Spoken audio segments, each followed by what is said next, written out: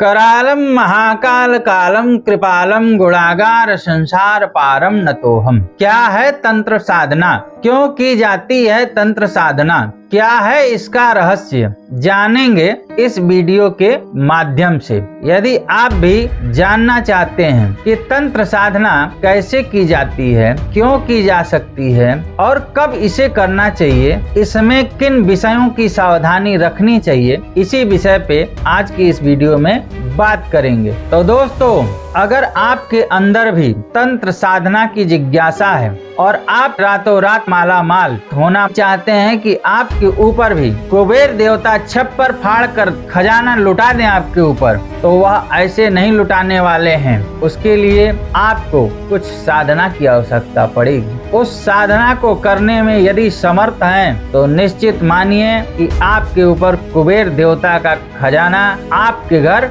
जाने वाला है। कुछ लोग ऐसा कहेंगे कि पंडित जी आप ही क्यों नहीं कर ले रहे हैं, तो मैं उस तंत्र साधना की जो विधि है उसको फॉलो करना बहुत ही मुश्किल है, जिसको मैं आपके सामने रखने वाला हूँ। तंत्र साधना का जो सबसे पहला नियम है वह यह है कि प्रातः काल 4 बजे आपको उठना है, बिस्तर पे नहीं सोना है, कुशा के आसन पर सोना है, एक टाइम भोजन करना है, भोजन भी जल और फल होना चाहिए। उसको भोजन कहिए या कहिए फलाहार करना है आपको। एक टाइम फल खा करके जल पीकर आपको 3 वर्ष तक इस विधि का पालन करें। इसको तपस्या कहते हैं। तो आप देखेंगे कि जिस किसी भी देवता को जगाना चाहते हैं उसको जगा सकते हैं। बहुत लोग ऐसा कहते हुए सुने जाते हैं कि हमने तांत्रिक से तंत्र कराया, हुआ नहीं। तो दोस्तों, एक सच्चाई आपको बताएं, आपको तांत्रिक चाहिए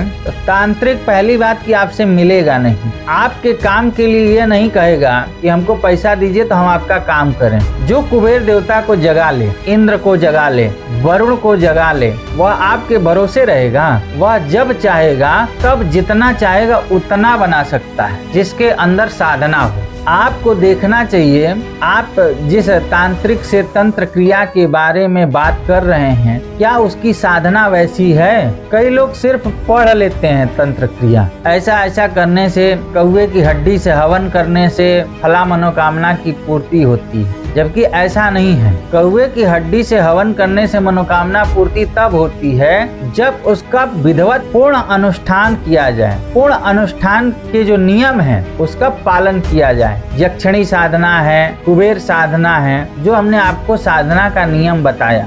नियम इतने क्लिष्ट होते हैं कि उसका पालन किया ही नहीं जा सकता है, और जो कर ले वह फिर देवतुल्य हो जाता है। तो तंत्र क्रिया के बारे में हमने आपको बताया कि तंत्र की सच्चाई क्या है, तंत्र साधना कैसे करें। यदि आप तंत्र साधना से संबंधित कोई ज्ञान चाहते हैं, कोई नियम जानना चाहते हैं, तो वह मैं बता सकता हूँ। मैं कोई तांत्रिक नहीं हूँ, लेकिन तंत्र की जो पुस्तकें हैं, जो तंत्र के नियम हैं, वह मैं आपको बता सकता हूँ। करना न करना आपको है। यदि आप करने में सक्षम हैं तो आपको कहीं जाने की जरूरत नहीं है। आप केवल इस नियम को करिए और करने के बाद आपको किसी से मिलने की जरूरत नहीं पड़ेगी, कहीं जाने की जरूरत नहीं पड़ेगी। बैठे बिठाए मानसिक कल्पना से, मन से सोचने से वह वस्तु आपके सामने उपस्थित हो जाएगी। इतना साधना में पावर होता है, बट वह साधना होनी चाहिए। अगर आपके अंदर साधना है,